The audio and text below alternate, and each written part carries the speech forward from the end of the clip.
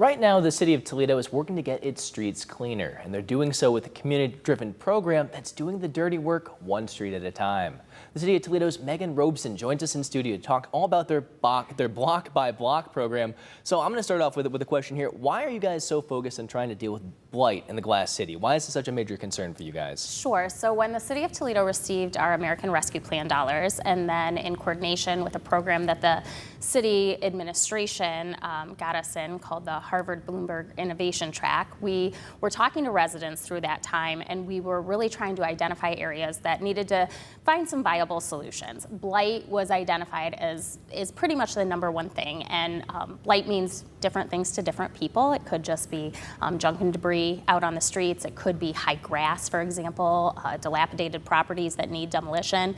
And so a team of city employees for a year did a really intensive study into what blight means to our residents and how we can correct it. So you guys are now looking to tackle that. What does that look like exactly? Talk to me about this community-driven effort. Yeah, so when we were going through the innovation track and talking to residents and going out and speaking to stakeholders and businesses, et cetera, in the city, one thing that we learned is sometimes there's an accessibility issue with people being able to get those large, bulky items, those old electronics and computers to places to dispose of them properly or recycle them. So in coming up with some ideas and testing and doing different prototypes, we came up with bringing basically the crews to our residents and being able to collect those items that they don't know where to take right out in front of their homes, right on the curb. Okay, so basically you guys come into the neighborhood, you have a big dumpster, and you throw a bunch of stuff away. Is that how that works? Yeah, so we have about 30 employees who are working, and one thing we're really trying to focus on is doing a cooperative effort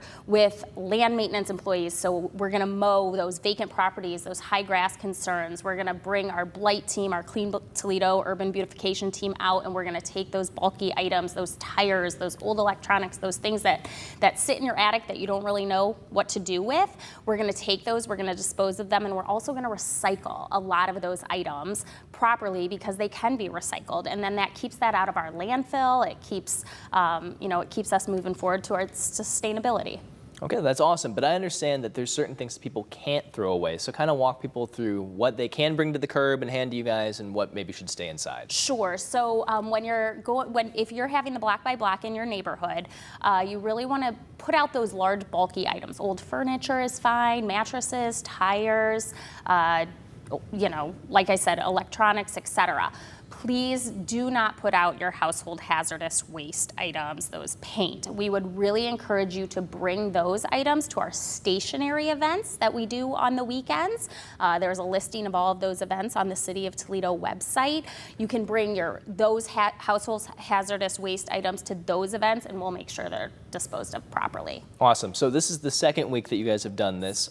I understand last weekend you guys were in what neighborhood?